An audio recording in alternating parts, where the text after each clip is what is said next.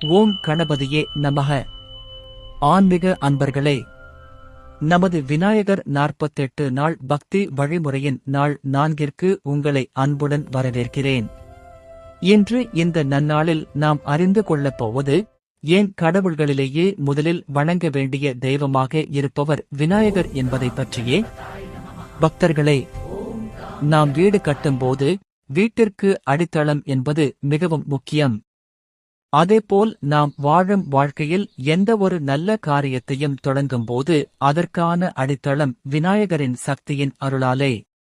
புராணங்களில் கூறப்படுகிறது, ஒருமுறை தேவர்கள் அனைவரும் சிவபெருமானிடம் கேட்டனர், சுபகாரியங்களை துவங்குவதற்கு முன் யாரை முதலில் வணங்க வேண்டும் என்று. அப்போது சிவபெருமான் கூறியது, என் மகன் கணேசனே முதலில் வணங்கப்பட வேண்டும். அவனே விநாயகர். அவனே விக்னங்களை அகற்றுபவன். விக்னம் என்றால் தடை. அந்த தடைகளை உடைக்கும் சக்தி கொண்டவர்தான் விநாயகர். அதனால் தான் பக்தர்களே திருமணம் முதல் கல்வி வரை, வீடு கட்டுதல் முதல் தொழில் தொடக்கம் வரை, எந்த நல்ல காரியத்திற்கும் முன் ஓம் கணபதியே நமக என்று நாம் சொல்லுகிறோம். விநாயகர் என்பது அவரின் பெயர் மட்டுமல்ல, அது ஒரு தத்துவம். அவரின் யானை முகம் பெரிய ஞானத்தை குறிக்கிறது. பெரிய காதுகள் நல்லதை கேட்கும் பண்பை குறிக்கிறது. சிறிய கண்கள் ஒருமைப்பாட்டை குறிக்கிறது. பெரிய வயிறு எல்லாவற்றையும் தாங்கும் சக்தியே.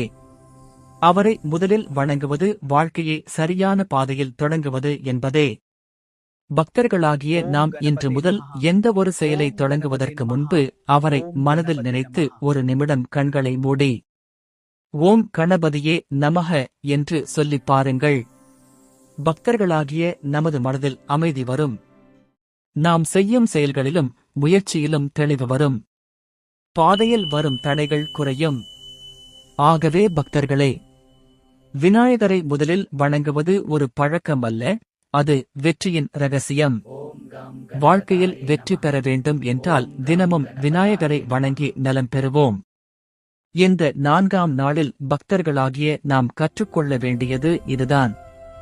ஆரம்பம் சரியானால் முடிவும் சிறப்பாகும். விநாயகரின் அருளால் இன்று உங்கள் வாழ்க்கையின் புதிய தொடக்கமாக இருக்கட்டும். ஓம் கணபதியே நமக. இந்த வீடியோ உங்களுக்கு பிடித்திருந்தால் லைக், காமெண்ட், ஷேர் செய்யுங்கள். மேலும் இது போன்ற ஆன்மீக பதிவுகளுக்காக பாபு BK சேனலை சப்ஸ்கிரைப் செய்ய மறக்க வேண்டாம்.